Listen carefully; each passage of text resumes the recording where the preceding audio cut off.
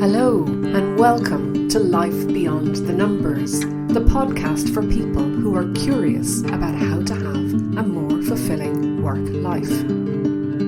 We live in a world largely driven by numbers, logic and reason. But how we feel at work and about our work impacts us, our organisations and society.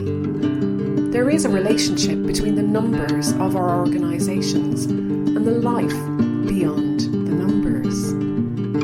I'm Susan Michrillon, your host. I've lived and worked in many countries. I've met people who love what they do and people who don't. People who bring their full selves to work and people who won't. But one thing that I've learned that is common to us all is that we are all unique and have unique experiences. And it's helpful to know that there are others who think like we do, or have had struggles too, or have gone where we want to go, or can show us things we didn't know. So join me and my guests as we place a lens on the human side of work life by sharing insights, stories and strategies to inspire you to let your uniqueness shine through. Well, today I am delighted to be joined by Natasha Tomlinson, or Tasha. So Tasha, you're so welcome to Life Beyond the Numbers. Thank you. Thank you for inviting me. You're welcome. So Tasha, we all love a good story. Absolutely. I don't know anyone that doesn't love a good story. And I think we like to hear about things that we've maybe thought about doing ourselves and we've never been brave enough, or maybe we just like to hear a different perspective on something we've done. But I saw one of your stories on LinkedIn and I was kind of blown away. I was like, wow. So please tell us the story I'm talking about. Oh, blimey. Okay, so I sort of hit a bit of a crisis in my career.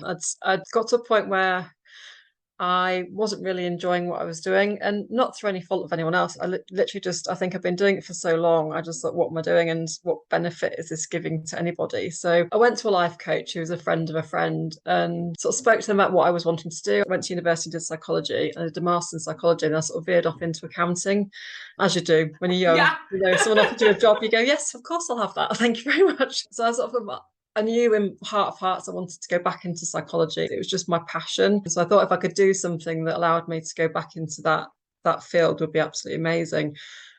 Obviously, having 20 years or so of accounting under my belt, it was really, really difficult to walk away from a very solid career. And I think I wanted from the life coach probably validation, just someone say, go for it.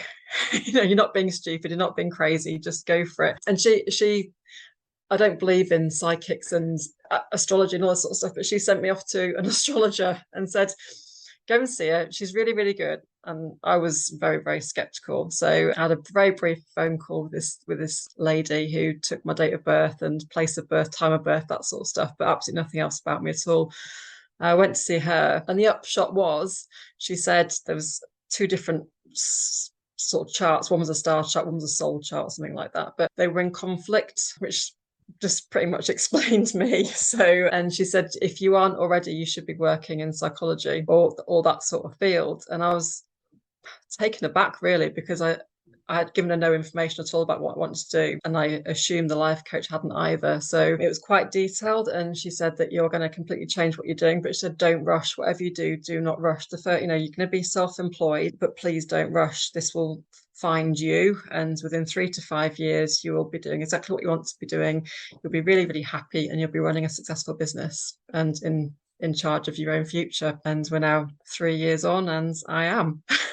So it's a little bit crazy, but So, oh my God, I mean, there's so much in there, but continue the story. So where are you now then? What's happening? So that was January 2019. So I left my job and I started doing a postgrad diploma in transaction analysis, so topping up my knowledge from my master's and my BSc that I had in psychology. And that was signed up for a 3-year course. On that course, I met my now business partner, who had a background in education, and between the two of us, like, well, I want to work with children, you want to work with children, I've got finance background, you've got education background. Between the two of us, we could set something up that'd be absolutely fabulous.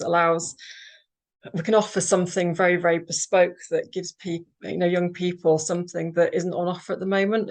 It's because there's a lot of young people that don't quite fit into the education system mainstream, aren't quite extreme enough to be in the alternative school provisions. So it's that something in between. So we set the business up. I took charge of the property conversion, and we set up what is now a therapeutic centre. So we have children come to us who struggle in school, whether they've got just social anxiety or on the ASD spectrum. What's ASD? So autism spectrum. Yeah. So it could be one of many reasons, or got trauma in the life. Yeah. And they're kind of falling between the cracks almost, is it? Like, so they're not in the level to be in mainstream education, or they can't cope with that, and then they're not severe enough to be in care. Absolutely. Yeah. So they can't go to an alternative school that specialises in whatever is troubling them. So we provide a safe space, so they come to us instead of going to school, or a combination of both. Yes, we set that up, and the business has grown from there, really, because we are so bespoke. We work with local special educational need department sort of for the local authorities, and we work with schools. There's all sorts of different people, and we've got obviously parents who contact us, and we work with them privately as well. But we've just expanded because the demand is just there, because there's no one else who can go, right, this is the person, what do they need, as opposed to, right, this is the school, let's fit them in there, or this is, whatever they're doing. So we've set up a special tuition service which specialises in SEND. So how we approach tuition at home is different to how you'd normally have a tutor come in and go, well, let's do maths for an hour. We'll make it a little bit easier for them to deal with. So that started in September. And we got asked the question, so what next? So we said, the centre was sort of mostly so age 13 to 16. And then it was like, well, what next? They couldn't cope in mainstream. What do they do next?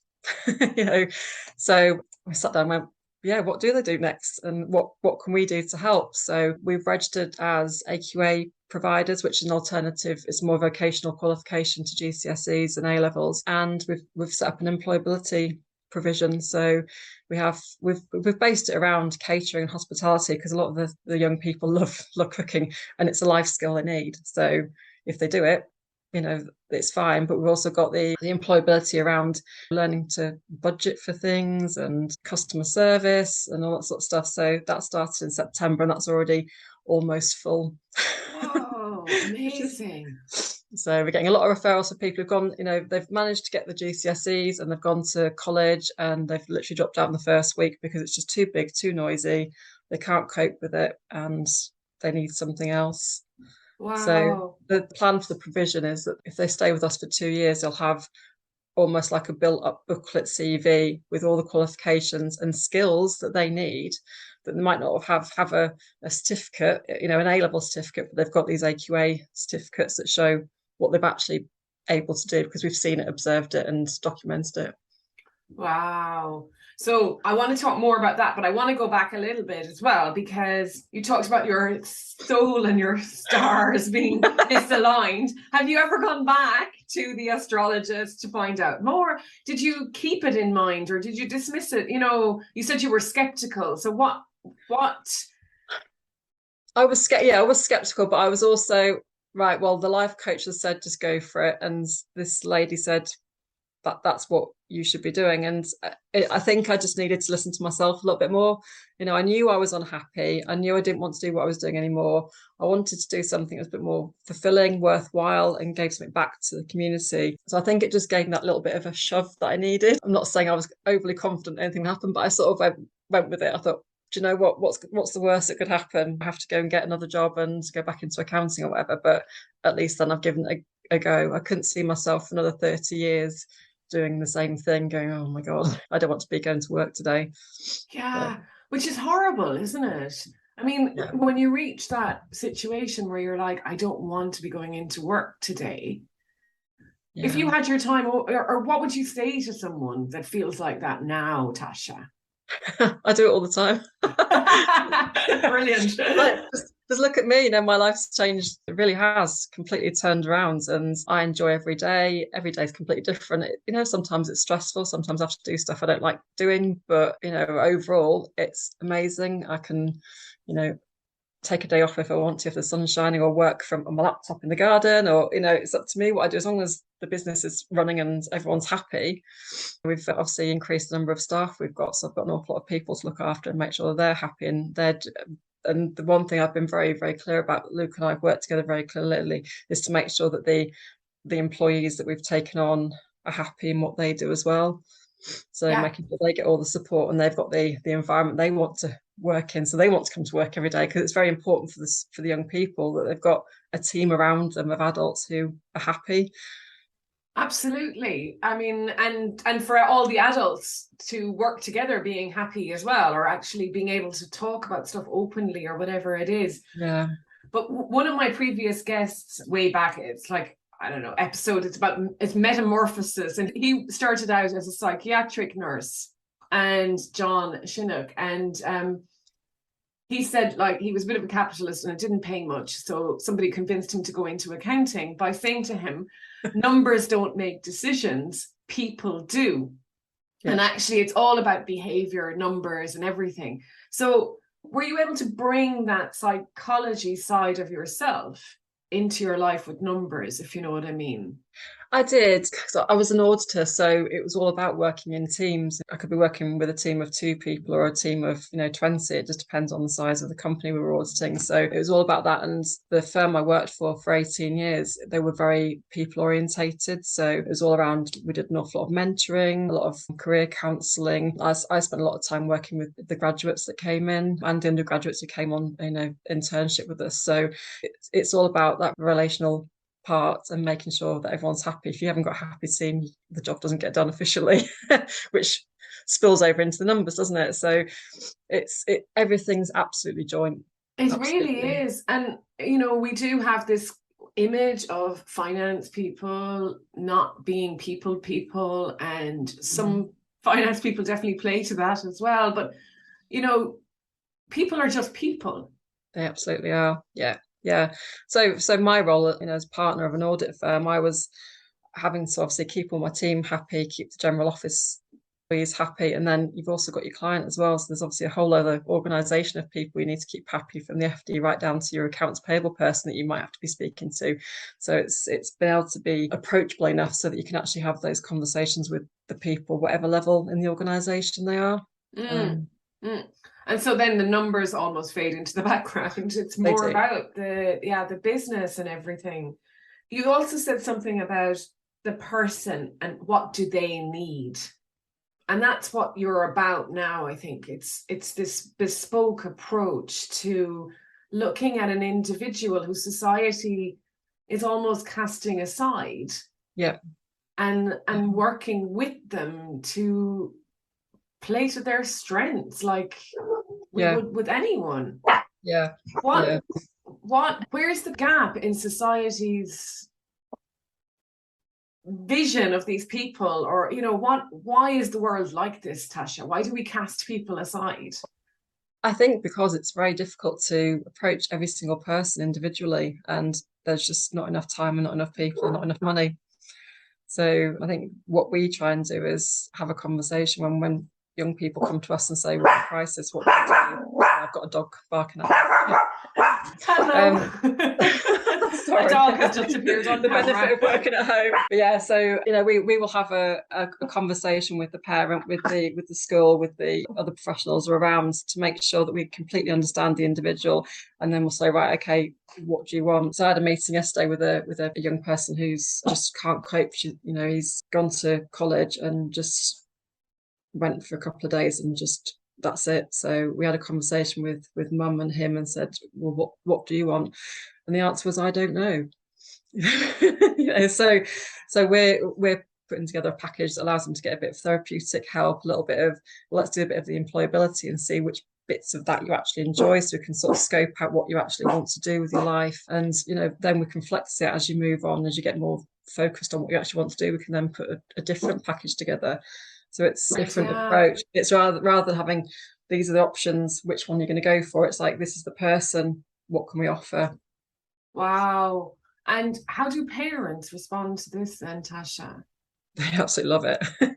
Obviously, we work with the young person, but we obviously work with the family as well, because whatever's going on for the young person is impacting on the family. And I've had it myself, personally with my daughter, and the anxiety levels in the household are just so high because the young person's been in the bedroom for 3 years. They won't even come out of the room. Some of the young people we work with, the first steps are you sit outside the bedroom door and you talk to them through the door.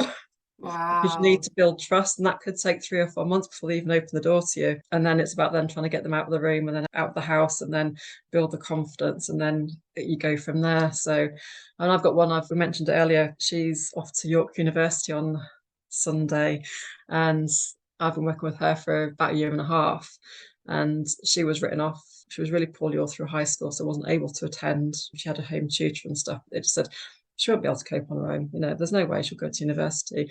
And we've worked on social confidence. We've worked on physical ability. So we've been swimming. I've taken her swimming quite a lot. We've done everything to try and get her physically fitter to go. We've done trial runs to York, so she knows how to get onto the transport, how to get around. We sort of test out how far she could travel before she got too tired. So all those sorts of things, and then making sure support with the parents that she's got the provision she needs when she gets there. So that's a really good story, because she's gone from no, she won't get out of the house to she's off to university, which I'm And really what's she going to study? Apology.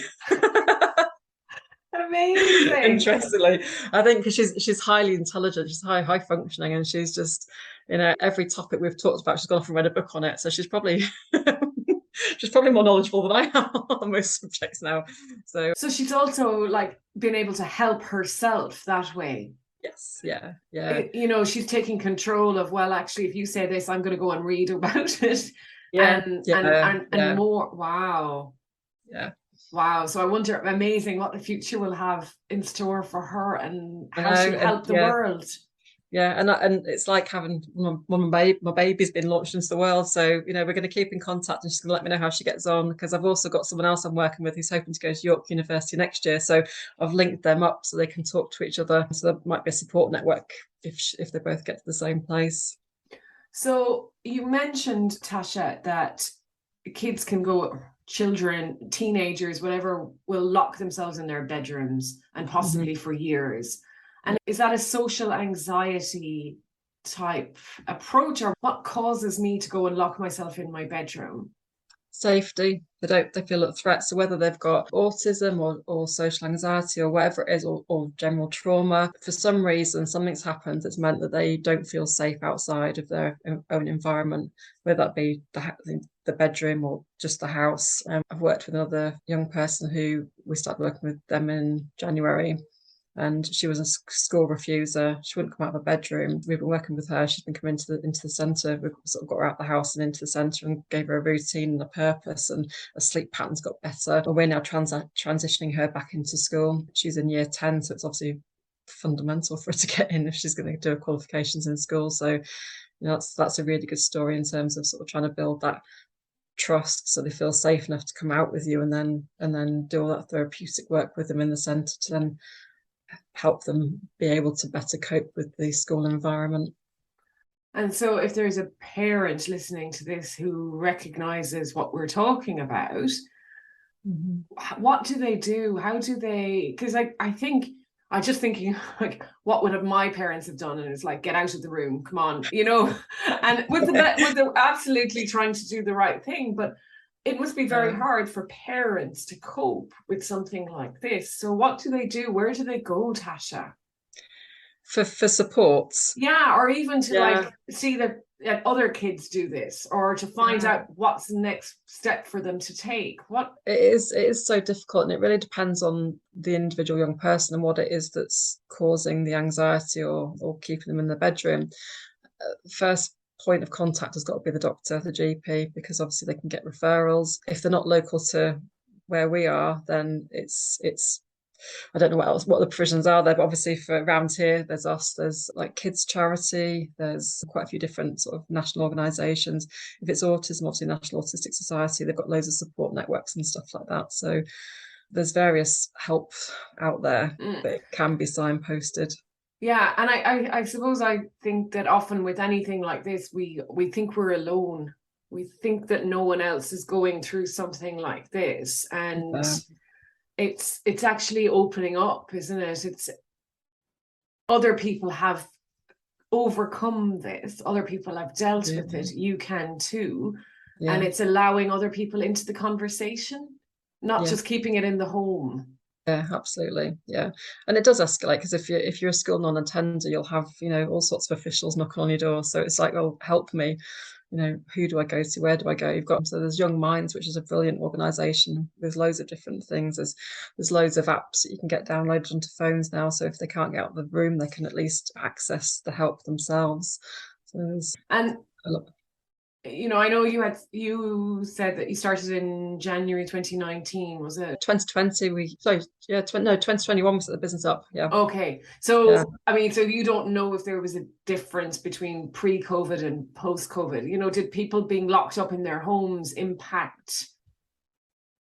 I think it's always been there. I think that just obviously we started in the midst of COVID, but I think, so my daughter, for example, she was year 7 when she was self-harming, so well before COVID, refused to go to school. She just couldn't cope, and she's got chronic depression, and COVID just made that worse, to be fair. So there's a lot of young people who were struggling before and struggle after.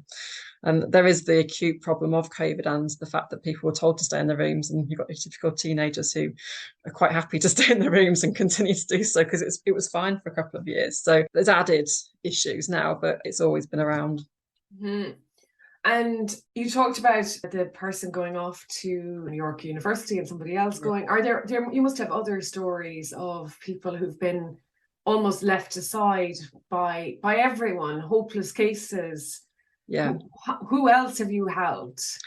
Well, we've got so we keep our centre fairly minimal in numbers. So pretty much everybody who's in the centre at the moment have been school refusers, so out of education for 2 or 3 years, and they are now with us. They all usually start signing up for 1 day a week, and then it increases to 2 days a week. So we've got one young individual who had been at school for 3 years, and he is now with us for 4 days a week. And so we're sort of now looking at what the next steps. Could he transfer across to employability, or what do we do with to help him and give him tuition? We've got one young individual who wasn't attending high school at all. He literally sat his maths and English because he had to, because he was trying to access another college course, and the college pulled the course. He actually wants to be a professional chef, so he's loving the fact that he's now 5 days a week with the employability team, and he's cooking and learning all sorts of amazing skills for the kitchen. So he's getting that one-to-one tuition that he would not have got at college, and if he hadn't have come to us, he would still be in his bedroom. Wow. So gosh, it's frightening, isn't it? Yeah. It's really frightening. And I've lost my train of thought because I went off with him into the kitchen and I was like, wow. But it's a business. Yeah, that's what I was saying. You're running a business. It's not a charity. It's not a non-profit. It's a business. So how does it work then, Tasha? Like, how have you set up a business? Who pays? So anyone who has who wants our services can get us. We work an awful lot with the local authorities, so Hull and East Riding councils. We work an awful lot with the schools, so schools will go, I've got a non-attender, or I've got someone we tend to work in the centre, we tend to work with sort of high anxiety, low behavioural, because obviously we don't want it to be a threatening environment for the other students. So anyone who's really not working very well in school or have kicked off, but that's not normal for them. So we'll get them in. So schools will pay for us, they'll pay for the students to come. So they get funding for people with SEND, or if they've got whatever budget, they pull it out. Yeah, so it can come from anywhere. So we've got virtual schools, which is where you've got looked after children, so children in care. And we've actually got young people from other counties that have been transferred into the East Riding, and we've taken them on because it can take such a long time when someone's transferred into county to then place them in a school. And obviously the trauma that goes around moving is quite high. So putting them straight into a school probably isn't the right answer for them anyway. So we'll take those sorts of young people on as well and help them and develop their confidence. And how many people do you have working for you now? We've got 32 working for us. Wow. Yep. Amazing. Yeah. And it's pretty crazy. And what kind of people then come? Who works for you? What kind of people? We've been really, really lucky, to be fair, because we've had people approach us, people have heard about us and asked to come and work for us. We've got a multidisciplinary team, so they're all wellbeing practitioners or qualified counsellors or psychotherapists, but we've got yoga teachers, we've got people who've been trained in mindfulness, we've got a couple of photographers. So when we go out and do walks, they can do, let's look at this from a different perspective and see through the camera lens, that sort of thing. We've got qualified nurses, we've got social workers, ex-head teachers. So we've got an ex-assistant head who's heading up the tuition service for us. Yeah. So obviously I'm a finance background. We all pull together. We've all got different skill sets. We all have massive team meetings. Everyone gets together once every 6 weeks and we get someone in to do an external talk on a topic, which really helps the development of the team. But obviously everyone there is really committed to people, that everyone is an individual and has needs and wants and deserves dignity, because I think this is very much what it's about. It's dignity, isn't it? Yeah, absolutely.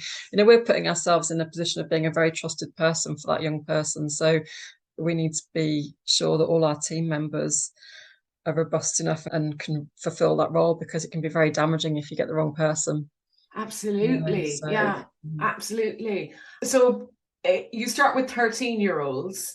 That's the youngest, is it? No. We can go from 0 to 25. Oh, will you? So the youngest we've worked with so far is she was 3 when we started working with her, and we've been working with her for a year, and we've just transitioned her into nursery, into sort of preschool. Wow, a 3-year-old. Wow. Gosh, I mean, there's so much that goes on in the world, I think, that we're oblivious to. You kind of assume when you're able-bodied and able-minded that everyone else is. And actually today, funnily enough, we're recording this on Friday, September 23rd. And today is my late sister's anniversary. And my sister, Aoife, was born severely mentally and physically disabled. And she never lived with us. I mean, she lived with us as a baby, but she never spoke a word in her life. She never took a single step. And she lived in a home where they looked after. I mean, they were incredible what they did with her. And she's 11 years dead today. And I was really amazed that we were having this conversation today, because, my sister, people treated her with dignity and they were amazing. And it's very hard to communicate with somebody who doesn't communicate back. And that was very hard for me. But it's also a reminder every year how important it is to use voice. Yeah. When we get to have one and to do what we can do, because my sister had no choices in life. Yeah. And being able to empower others who society says are of no use or whatever it's an amazing thing to do, Tasha. Thank you. It really is. And so where is next? I mean, is this something that you can take nationwide? Have you thought about it? Yes, we have. And that's a conversation Luke and I have on a regular basis. I think we would love to have it nationwide. I think if we do that, we run the risk of losing that bespoke, personalised, because Luke and I are very hands-on and we're very close to the team, and we know every single young person that we work with, and I think we would struggle to keep that personalised approach. If it was, we would love to have it national because there's a need for it, but there's no reason why other people can't do what you're doing. No, absolutely not. No. If we could find a way of finding people, like-minded people who wanted to do something, and we could help set them up in different areas. I think the worry is then how would we be able to control the quality and the service and make sure that they're doing exactly what we'd want them to do without being literally there. Oh, the controlling accountants. I know. So yeah, but obviously the therapeutic centre's full. Although we've only just started employability, I think that'll be full by Christmas. So the next steps, I think, would be to get more premises. Wow. Need more premises locally, sort of through Hull and East Riding. And if we get to the borders of East Riding, we can then service Leeds and York, and we'll go down into North Lincolnshire, so that we can help more people. So when you look back now at where you were before you met the astrologer and where you are today, would you advise someone to go to an astrologer? Absolutely. If you don't know what you want to do, or you do, but you just want them to give you permission. But it's, I think it is about that, isn't it? It's the permission piece often. I don't know if it's for everyone, but I think women, certainly, we feel like we need permission from someone. And I speak for myself. I've felt that, like I need someone to give me permission, which is ridiculous. Absolutely. And taking that step back and actually listening to yourself. I think for me, I was so busy with my old job that I didn't have 2 seconds to breathe. And I had to get to the point where I was paying everyone else to run my job. You know, I had someone to look after the kids, I had a gardener, I had a cleaner, someone washed my car, you know, whatever I wanted doing, someone else did it for me because I was too busy working. It wasn't my life anymore. And it wasn't until I actually stopped when I really need to think about what I actually want to do with my life and actually listen to how I was feeling. And it was that sort of knot in my stomach that kept telling me that I wasn't right, but wasn't sure what was wrong. So it was having that ability to have that self-reflection and go, actually, I'm not happy and I need to do something about this because I cannot do this for another 30 years. And then it's having the confidence and, you know, the guts to go, okay, well, courage, let's have a go. Yeah, the courage to go, let's have a go. If it goes wrong, I'll be okay. You know, I'll be able to find another job. It's not a problem, but I need to give this a go. And your accounting buddies, do they all think you were crazy? Do you know what? I've not kept in contact with any of them. Oh, wow. My life has changed so much that, we just don't move in the same circles anymore. Yeah. Good or bad. It's not a bad thing. It's not, you know, it's just the world has moved different on. People, different, you know, I do have some that I keep in contact with from, you know, a long time ago, but on Facebook and stuff, but no one I actively see anymore. Yeah. Which is interesting because I've changed as a person. So yeah. And there is life beyond the numbers. Yes. Both of us can attest to that, I think.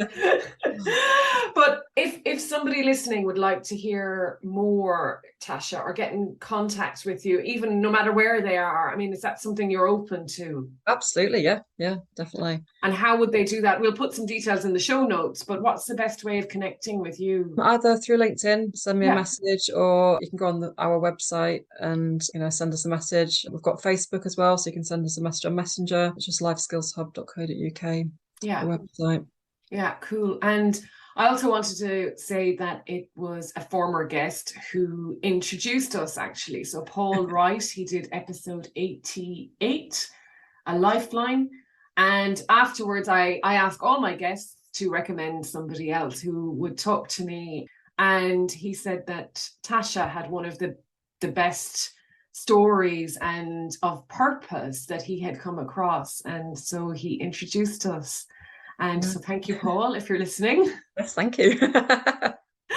So Tasha, look, thanks so much for coming here today and talking about all of this. And it's fascinating. And it's so that person-centered approach is, I get what you mean, that we can't do that for everyone, but I think we can incorporate that more into our lives and look at the person and what they want and not think about these are the options, where do you fit? Yeah, absolutely. Yeah. So thank you for your time. Welcome. And thank you for inviting me again. Yeah. And all the best with this. Take care. Brilliant. Thank you. Thank you so much for listening. I hope you've enjoyed the paths we traversed on today's episode. If something rang through for you, be sure to let me know. Or maybe you can share this with someone in your life who would benefit from listening too. And if you enjoy helping others, I'd be so grateful if you would leave a review, so that people who might also be curious about their own life beyond the numbers can discover this podcast too.